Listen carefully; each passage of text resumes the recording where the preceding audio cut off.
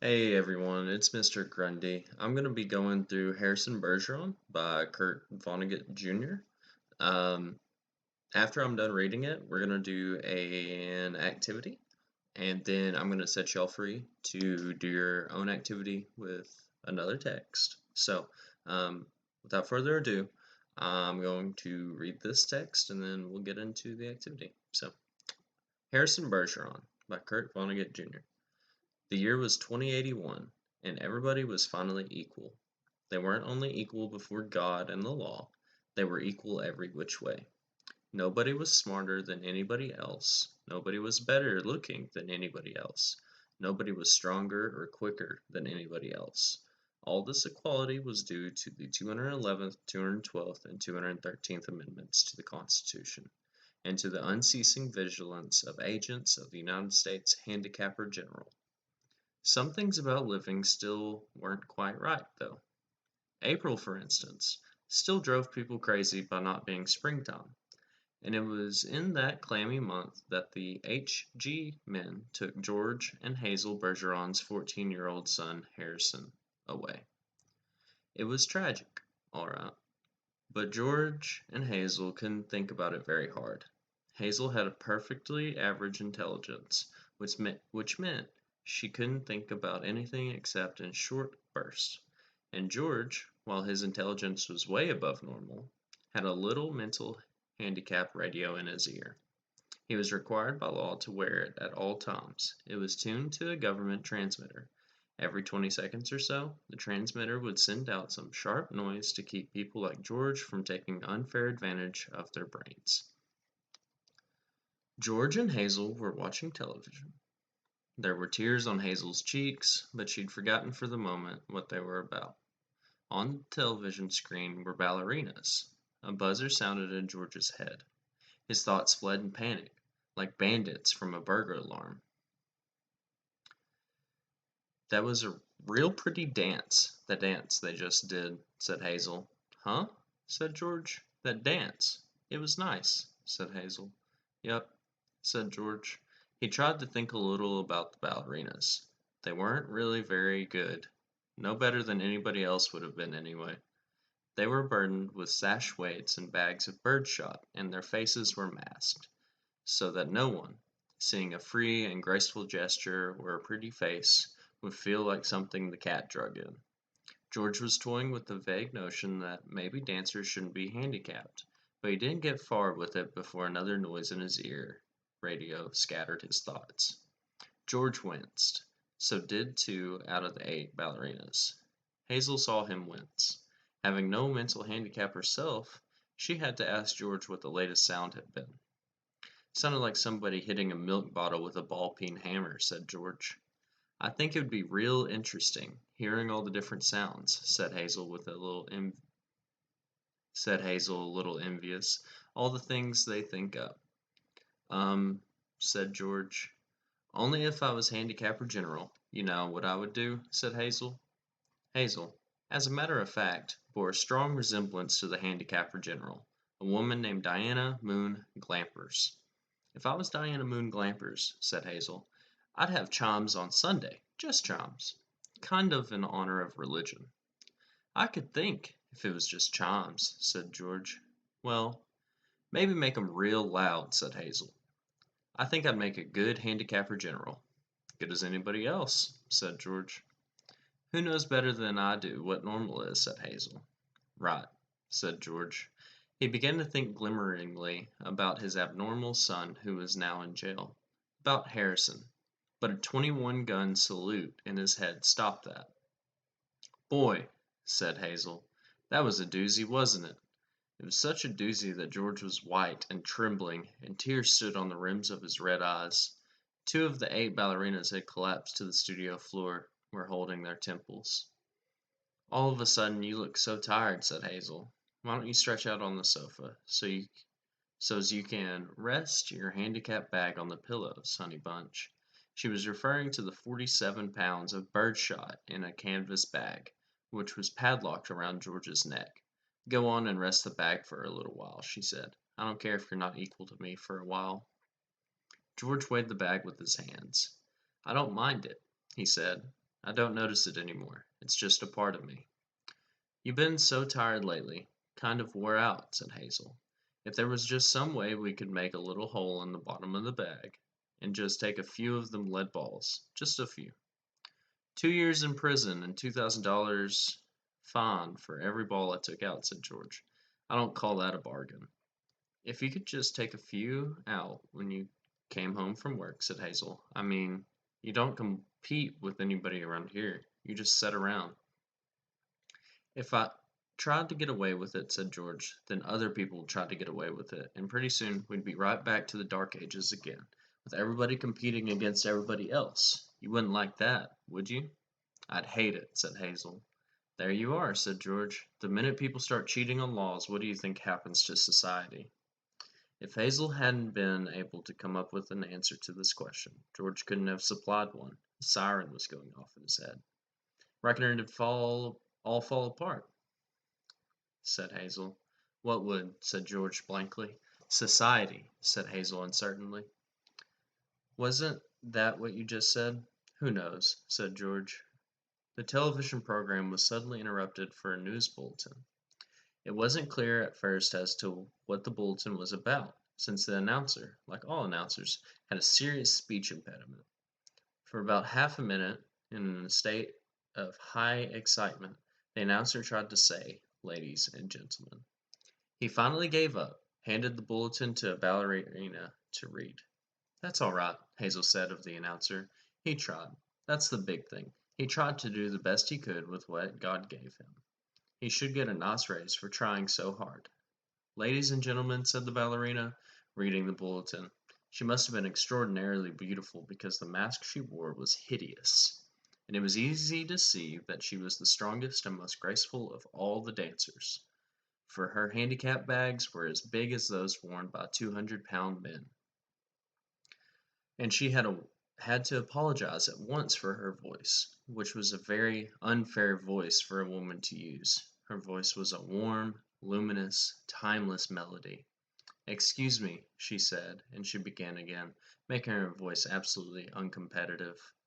"Harrison Bergeron, age 14," she said in a grackle squawk, "has just escaped from jail, where he was held on suspicion of plotting to overthrow the government. He is a genius and an athlete, is under-handicapped, and should be regarded as extremely dangerous." A police photograph of Harrison Bergeron was flashed on the screen upside down, then sideways, upside down again, and then right side up. The picture showed the full length of Harrison against a background calibrated in feet and inches. He was exactly 7 feet tall. The rest of Harrison's appearance was Halloween in hardware. Nobody had ever borne heavier handicaps. He had outgrown hindrances faster than the HG men could think them up. Instead of a little ear radio for a mental handicap, he wore a tremendous pair of headphones and spectacles with thick, wavy lenses. The spectacles were intended to make him not only half blind, but to give him wanging headaches besides. Scrap metal was hung all over him. Ordinarily, there was a certain symmetry, a military neatness to the handicaps issued to strong people. But Harrison looked like a walking junkyard. In the race of life, Harrison carried 300 pounds. And to offset his good looks, the HG men required that he wear at all times a red rubber ball for a nose, keep his eyebrows shaved off, and cover his even white teeth with black caps at snaggle-tooth random. "If you see this boy," said the ballerina, "do not, I repeat, do not, try to reason with him." There was the shriek of a door being torn from its hinges. Screams and barking cries of consternation came from the television set. The photograph of Harrison Bergeron on the screen jumped again and again, as though dancing to the tune of an earthquake. George Bergeron correctly identified the earthquake, and well he might have, for many was the time his own home had danced to the same crashing tune. "My God," said George, "that must be Harrison." The realization was blasted from his mind instantly by the sound of an automobile collision in his head. When George could open his eyes again, the photograph of Harrison was gone. A living, breathing Harrison filled the screen. Clanking, clownish, and huge, Harrison stood in the center of the studio. The knob of the uprooted studio door was still in his hand. Ballerinas, technicians, musicians, and announcers cowered on their knees before him, expecting to die. "I am the Emperor!" cried Harrison. "Do you hear? I am the Emperor! Everybody must do what I say at once." He stamped his foot, and the studio shook. "Even as I stand here," he bellowed, "crippled, hobbled, sickened, I am a greater ruler than any man who ever lived. Now watch me become what I can become." Harrison tore the straps of his handicap harness like wet tissue paper, tore straps guaranteed to support 5,000 pounds. Harrison's scrap iron handicaps crashed to the floor. Harrison thrust his thumbs under the bar of the padlock that secured his head harness. The bar snapped like celery. Harrison smashed his headphones and spectacles against the wall. He flung away his rubber ball nose and revealed a man that would have awed Thor, the god of thunder. "I shall now select my empress," he said, looking down on the cowering people. "Let the first woman who dares rise to her feet claim her mate and her throne." A moment passed, and then a ballerina arose, swaying like a willow.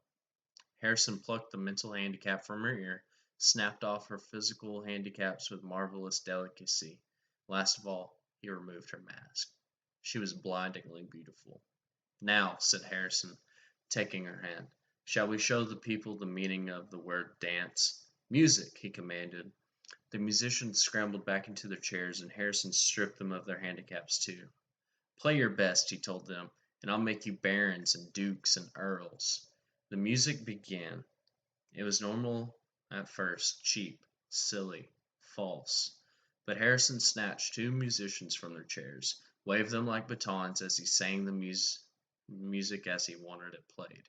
He slammed them back into their chairs. The music began again and was much improved. Harrison and his empress merely listened to the music for a while, listened gravely, as though synchronizing their heartbeats with it. They shifted their weights to their toes. Harrison placed his big hands on the girl's tiny waist, letting her sense the weightlessness that would soon be hers. And then, in an explosion of joy and grace, into the air they sprang. Not only were the laws of the land abandoned, but the law of gravity and the laws of motion as well. They reeled, whirled, swiveled, flounced, capered, gamboled, and spun. They leaped like deer on the moon. The studio ceiling was 30 feet high, but each leap brought the dancers nearer to it. It became their obvious intention to kiss the ceiling. They kissed it. And then, neutraling gravity with love and pure will, they remained suspended in air inches below the ceiling, and they kissed each other for a long, long time. It was then that Diana Moon Glampers, the handicapper general, came into the studio with a double-barreled 10-gauge shotgun. She fired twice, and the Emperor and the Empress were dead before they hit the floor. Diana Moon Glampers loaded the gun again. She aimed it at the musicians and told them they had 10 seconds to get their handicaps back on. It was then that Bergeron's television tube burned out. Hazel turned to comment about the blackout to George, but George had gone out into the kitchen for a can of beer. George came back in with the beer, paused while a handicap signal shook him, and then he sat down again. "You been crying?" he said to Hazel. "Yup," she said. "What about?" he said. "I forgot," she said. "Something real sad on television." "What was it?" "It's all kinds of mixed up in my head," said Hazel. "Forget sad things," said George. "I always do," said Hazel. "That's my girl," said George. He winced. There was the sound of a riveting gun in his head. "Gee, I could tell that one was a doozy," said Hazel. "You can say that again," said George. "Gee," said Hazel. "I could tell that one was a doozy." So, as you can see, Harrison Bergeron in all of its glory. So I'm going to change over to the activity that I went ahead and did on my own time before I started recording. Okay, so this is the Foursquare activity you'll end up doing. Obviously, I put in my name, Austin Grundy, date, 328, because that's the day I'm doing this on. Period, B1, shout out to B1. Uh, Technology and dystopia is the theme, really. It's really more the subject, okay? And then text was Harrison Bergeron by Kurt Vonnegut, okay? So in this first box, you have the summary over the text. And this needs to be at least 5 sentences, but most importantly, lay out what happens from beginning to the end of the text. So I wrote here, I put in Harrison Bergeron by Kurt Vonnegut. The year is 2081, and the 211th, 212th, and 213th amendments to the Constitution have been passed. And these amendments are put into place by the U.S. government in an effort to make everyone equal. Both George and Hazel are sitting on their couch watching ballerinas dance while George consistently has a loud noise going off in his head due to the earpiece he is forced to wear so that his intelligence can be suppressed. Suddenly, a news bulletin interrupts the program announcing Harrison Bergeron has escaped his imprisonment. And then, Harrison shows up on the television and rips his handicaps off. Harrison and a gifted ballerina dance together and declare themselves the new rulers. But the handicapper general comes and shoots both of them. George and Hazel both witness this live on television, but a small amount of time later, they can't remember why they are crying, but they know it was something sad on the television. So you kind of just, the most important part is just make sure you wrap up everything from the beginning of the story to the end. Okay. So then you have world connections. Okay. So how does this relate to the world around you?